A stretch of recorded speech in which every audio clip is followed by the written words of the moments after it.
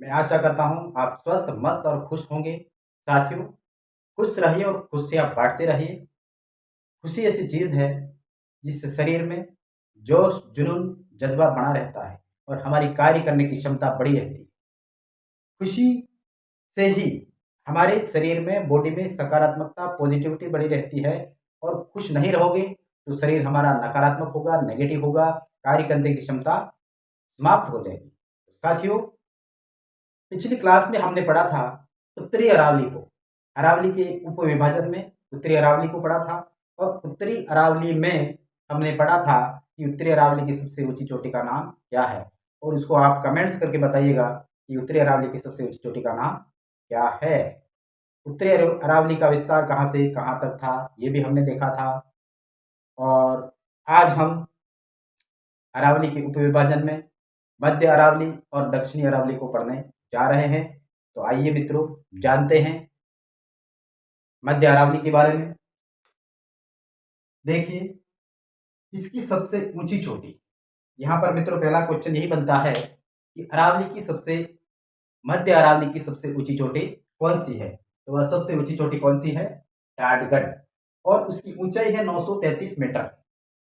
टाटगढ़ की ऊंचाई कितनी है? 933 मीटर। अगर इसकी जिले की बात करते हैं तो इसका जिला कौन सा है? ब्यावर जिला। किस जिले में है? ब्यावर जिले में। अब मध्य अरावली की विस्तार की हम बात करते हैं कि मध्य अरावली का विस्तार कहाँ से कहाँ तक था। कल आपने देखा था कि इसका विस्तार कहाँ से कहाँ तक है। तो देखिए, सांभर झील से लेकर देवगढ़ तक। उत्तरी अरावली का विस्तार था डोसी की पहाड़ी से सांभर तक। तो उस सांभर के बाद सांभर से लेकर देवगढ़ तक मध्य अरावली का विस्तार है। कल हमने एक डायग्राम भी बनाया था, उत्तरी अरावली, मध्य अरावली और दक्षिणी अरावली। कल वाली क्लास में आप डायग्राम देख लेना, ठीक है। अब हम मध्य अरावली की जिलों की, मतलब इसका विस्तार किन किन जिलों में है, इसकी बात करें तो देखिए, यहाँ पर फर्स्ट है अजमेर, ब्यावर, भीलवाड़ा, उत्तरी राजसमंद जिलों में मध्य अरावली का विस्तार है, ठीक है। अब मध्य अरावली की विशेषता क्या है? सर्वाधिक गैप वाली श्रेणी है। मध्य अरावली सर्वाधिक गैप वाली श्रेणी है। इस गैप को हम क्या कह सकते हैं? दर्रे। क्या कह सकते हैं? गैप वाली दर्री है, श्रेणी है। अब यहां से प्रश्न ये बनता है कि अरावली में सबसे कटी फटी श्रेणी कौन सी है? तो मध्य अरावली सर्वाधिक कटी फटी श्रेणी भी है, गैप वाली भी है, ठीक है। और गैप को हम दर्रे भी कह सकते हैं। अब यहाँ पर हम दर्रों को भी आगे पढ़ेंगे कि मध्य अरावली के दर्रे कौन कौन से हैं और किस जिलों में हैं। अब हम बात करते हैं कि अरावली में सबसे संकीर्ण श्रेणी, अरावली पर्वतमाला की सबसे संकीर्ण श्रेणी कौन सी है? तो वह है मध्य अरावली। यहाँ पर इंपॉर्टेंट प्रश्न है, क्योंकि उत्तरी अरावली में थोड़ा सा विस्तार हो जाता है, लेकिन दक्षिणी अरावली में बहुत कम विस्तार रहता है। अजमेर जिले में आके वह एकदम सटीक सकड़ी हो जाती है। तो यह सबसे संकीर्ण श्रेणी है, ठीक है। तो साथियों, हमने पढ़ा मध्य अरावली सर्वाधिक गैप वाली श्रेणी है, गैप को दर्रे भी कह सकते हैं, सर्वाधिक कटी फटी श्रेणी है, सर्वाधिक संकीर्ण श्रेणी है और इसका विस्तार कितने जिलों में है? सांभर से लेकर देवगढ़ तक। तो ये था मध्य अरावली। अब हम बात करते हैं कटी फटी श्रेणी या गैप या दर्रों की। अब अजमेर के आसपास सर्वाधिक, अजमेर और ब्यावर के बीच में सर्वाधिक दर्रे हैं। तो इससे क्या हो रहा है? इन दर्रों के प्रभाव क्या है? यहाँ पर एक इंपॉर्टेंट प्रश्न बनता है कि गैप या दर्रों से प्रभाव क्या है? और इसका प्रभाव यह है कि पश्चिमी मरुस्थल का पूर्व की ओर विस्तार हो रहा है। साथियों, पिछली क्लास में हमने पढ़ा था कि अरावली पर्वतमाला पश्चिमी रेतीले मरुस्थल के पूर्वी प्रसार को रोकती है, उसमें बाधा का कार्य करती है। लेकिन बीच में या मध्य अरावली में गैप मिलने के कारण, दर्रे मिलने के कारण मरुस्थल का पूर्वी विस्तार हो रहा है। जो पश्चिमी रेतीला मरुस्थल है उसका पूर्व की ओर विस्तार हो रहा है। तो यहाँ पर इंपोर्टेंट प्रश्न बनता है कि किस अरावली के द्वारा पश्चिमी रेतीले मरुस्थल का पूर्व की ओर विस्तार हो रहा है? वह है मध्य अरावली। किस कारण से? गैप के कारण से। गैप का दूसरा नाम है दर्रों के कारण से। और साथियों, यही दर्रे एक डिस्ट्रिक्ट से दूसरे डिस्ट्रिक्ट में जोड़ने का काम करते हैं, ठीक है। अब प्रमुख दर्रे इसके कौन से हैं? मध्य अरावली में कितने दर्रे हैं? 4 दर्रे हैं। अब देखिए, यहाँ पर हमने कल अरावली का विभाजन किया था, उसमें किया था कि उत्तरी अरावली, उत्तरी अरावली कहाँ पर है, उत्तरी अरावली के बाद में आता सांभर, ये क्या है, सांभर झील है। अब सांभर से फिर मध्य अरावली की शुरुआत होती है, कुछ पहाड़ियां हैं और उन पहाड़ियों में उस पहाड़ी का नाम है घूघरा घाटी, और घूघरा घाटी अजमेर में है, और अजमेर में हमारे आरपीएससी का कार्यालय है इस घूघरा घाटी पर ही। घूघरा घाटी कहाँ पर है, अजमेर में है, और आरपीएससी का कार्यालय घूघरा घाटी अजमेर में है। अब उसके बाद कुछ पहाड़ियां आती है और उन पहाड़ियों के बाद एक गेप आता है या दर्रा आता है और उसका नाम है बर दर्रा। उसका नाम कौन सा है, बर दर्रा। और बर दर्रा या बर गेप ब्यावर को पाली से जोड़ने का कार्य करता है। कहाँ से जोड़ने का, ब्यावर से पाली को जोड़ने का कार्य करता है। उसके बाद बर दर्रे के बाद में क्या आता है साथियों, कुछ अरावली की वापस पहाड़ियां आ जाती है। उन पहाड़ियों के बाद में एक वापस दूसरा दर्रा आता है, उसका नाम है परवेरिया। उसका नाम क्या है, परवेरिया दर्रा। उसके बाद फिर कुछ पहाड़ियां आ जाती है और उन पहाड़ियों के बाद में फिर दूसरा आता है श्योपुर दर्रा। श्योपुर दर्रे के बाद में वापस कुछ पहाड़ियां आ जाती है अरावली की। उसके बाद में आता है शिवपुरी और सुराघाट दर्रा। कौन सा, शिवपुरी और सुराघाट दर्रा, या सुराघाट और शिवपुरी दर्रा। मित्रों ये 1, 2, 3 और 4 चारों दर्रे कहाँ पर है, ब्यावर जिले में है। किस जिले में है, ब्यावर जिले में है। अब हम बात करते हैं प्रमुख चोटियों की। मध्य अरावली की प्रमुख चोटियां कौन सी है, मध्य अरावली में साथियों चोटियां कम ही हैं और इंपोर्टेंट भी है। तो पहली है मोरमजी। कौन सी है, मोरमजी, और इसकी ऊंचाई है 934 मीटर और वह है अजमेर में। मध्य अरावली की सबसे ऊंची चोटी कौन सी है, तो उस चोटी का नाम क्या है, मोरमजी, और उसकी ऊंचाई है 934 मीटर और इंपोर्टेंट है। यह चोटी बार बार पूछी जाने वाली है। उसके बाद में सेकंड आती है टाटगढ़ या गोरमजी। यहाँ पर मोरमजी और गोरमजी में कंफ्यूज नहीं होना है, मात्र इन दो चोटियों में 1 मीटर का ही फर्क है। मोरमजी 934 मीटर है, उसके बाद में अगर मोरमजी नहीं देता है तो टाटगढ़ या गोरमजी, उसको भी मध्य अरावली की ऊंची चोटी माना जाता है। ठीक है, और उसकी ऊंचाई कितनी है, 933 मीटर, और यह है ब्यावर जिले में, गोरमजी है अजमेर जिले में। उसके बाद आती है तारागढ़ जिले, सॉरी तारागढ़ चोटी, और वह है अजमेर में, और उसकी ऊंचाई कितनी है, 870 और 873 मीटर। यहाँ पर मित्रों दो ऊंचाइयां दी हुई है, 870 और 873। अब यहाँ पर आपको विशेष ध्यान रखना है कि क्या ध्यान रखना है, 870 हमारा क्वेश्चन जो पूछा गया है उसमें कौन सी ऊंचाई दी हुई है। अगर 870 दी है तो 870 को करना है, और अगर 873 दी है तो 873 को करना है। इसका कारण क्या है कि हमारी जो ऑथेंटिक बुक HM सक्सेना साहब की है, उसी बुक में पहले वाली बुक में 870 दिया हुआ है, फिर नेक्स्ट जो नई बुक आई उसमें 873 दिया है, और यह बुक राजस्थान की जो जितने भी एग्जाम है इसके लिए प्रमाणित बुक मानी जाती है। इसलिए यहाँ पर कंफ्यूज होने की जरूरत नहीं है कि 870 और 873 दो ऊंचाइयाँ दी है, कोई एक ऊंचाई ही देंगे, दोनों कभी भी नहीं देंगे, और दोनों देते हैं तो वो प्रश्न क्या होगा, डिलेट होगा। इसकी चिंता की कोई आवश्यकता नहीं है, लेकिन इसको क्या हमें याद रखना है। ठीक है, अब आता है नाग पहाड़, और नाग पहाड़ भी अजमेर में है और इसकी ऊंचाई कितनी है, 795 मीटर। नाग पहाड़ अजमेर में है और इसकी ऊंचाई 795 मीटर। अब हम बात करते हैं दक्षिणी अरावली। यहाँ पर पहला प्रश्न यही बनता है कि दक्षिणी अरावली का दूसरा नाम क्या है, उसका नाम है मुख्य अरावली। मुख्य अरावली इसलिए कहते हैं कि राजस्थान में सर्वाधिक विस्तार वाली श्रेणी कौन सी है, दक्षिणी अरावली। मित्रों यहाँ पर एक क्वेश्चन ये आता है कि अरावली का विस्तार किस दिशा में है। यह प्रश्न पिछली बार आरपीएससी में आया हुआ है कि अरावली का विस्तार सर्वाधिक किस दिशा में है। अब आप भी कंफ्यूजन हो जाएंगे इस प्रकार से, क्योंकि अरावली का विस्तार है दक्षिण पश्चिम से उत्तर पूर्व की ओर है, लेकिन सर्वाधिक विस्तार किस ओर है।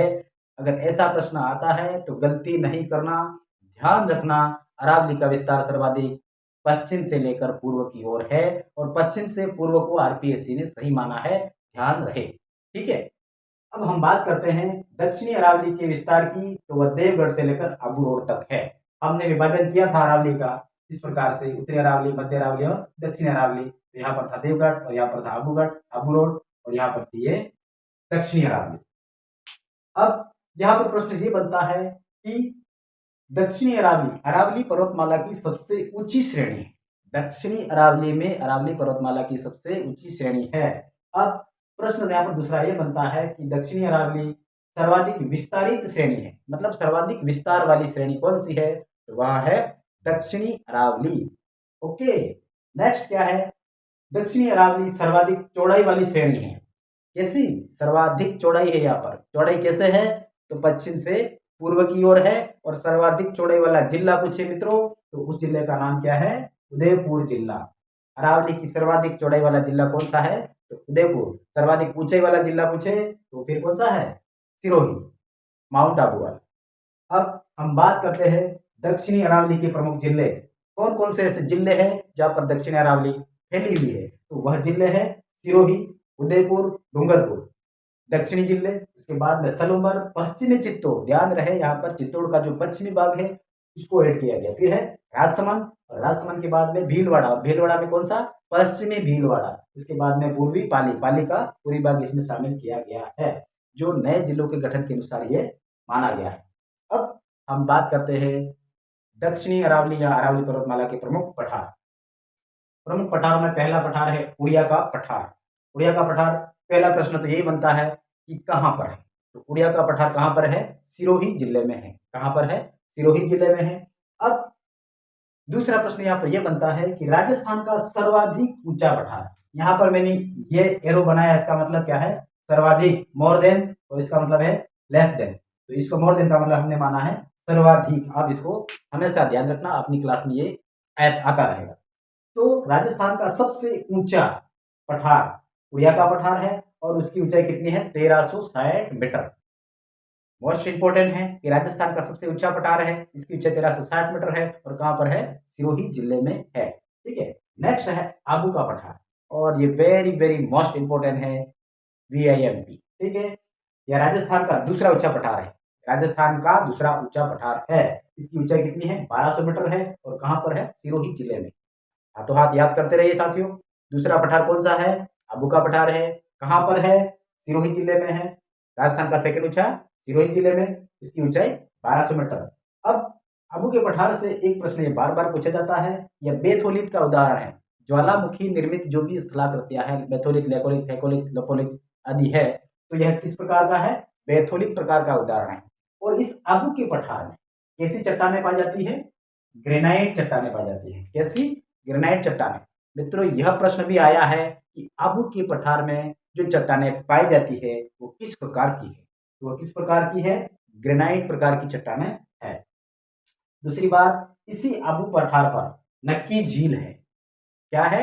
नक्की झील है, और इसके बारे में एक किंवदंती है कि इसका निर्माण देवताओं ने नाखूनों के द्वारा किया था। ठीक है, लेकिन हमारे भूगोल के अनुसार इसका निर्माण ज्वालामुखी से हुआ है, और यह एक क्रेटर झील है। जो नक्की झील है वो कैसी है? क्रेटर झील का उदाहरण है। ज्वालामुखी निर्मित मीठे पानी की झील है। और आबू का पठार से एक प्रश्न यहाँ पर इंपोर्टेंट यह बनता है कि आबू का पठार कैसा है? इसके तो यह एक अनियमित पठार है। अनियमित का मतलब क्या है? बीच में जा रहा है, फिर गैप हो गया, फिर पठार चालू हुआ, फिर गैप हो गया, फिर पठार चालू हुआ, और फिर गैप हो गया। इस प्रकार से यह एक अनियमित पठार है, राजस्थान का दूसरा ऊंचा पठार है। अब मित्रों हम बात करते हैं तीसरा राजस्थान का इंपोर्टेंट पठार, घोराट का पठार। एग्जामिनरों का पसंदीदा पठार है ये। पठार में अगर यह उड़िया का पठार, आबू का पठार नहीं पूछता है तो घोराट का पठार इंपोर्टेंट है। RPSC एग्जामिनरों का पसंदीदा पठार इसलिए है कि यहाँ से बार बार उनकी नजर अब इस घोराट के पठार पर बनी रहती है। पहला प्रश्न तो यही आता है कि कुंभलगढ़ से गोकुंदा तक इसका के बीच में, कुंभलगढ़ से लेकर गोकुंदा के बीच में जो पठार भूभाग है उसको बोलते हैं घोराट का पठार। अब कुंभलगढ़ कहाँ पर है? कुंभलगढ़ राजसमंद में है। गोकुंदा कहाँ पर है?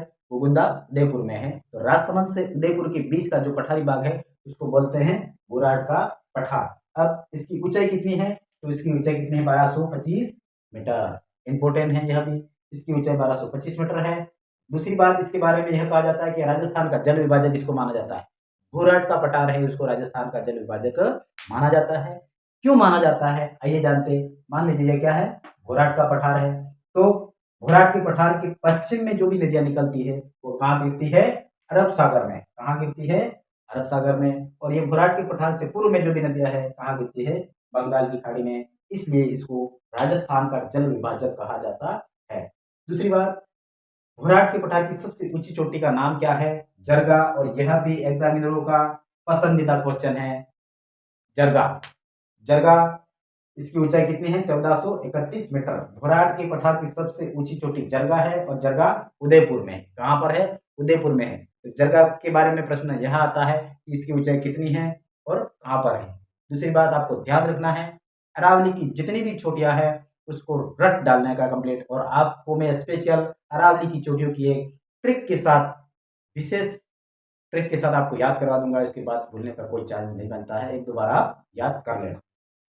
अब यहाँ पर बात करते हैं, यह राजस्थान का तीसरा ऊंचा पठार है। ठीक है, घोराट का पठार राजस्थान का तीसरा ऊंचा पठार है।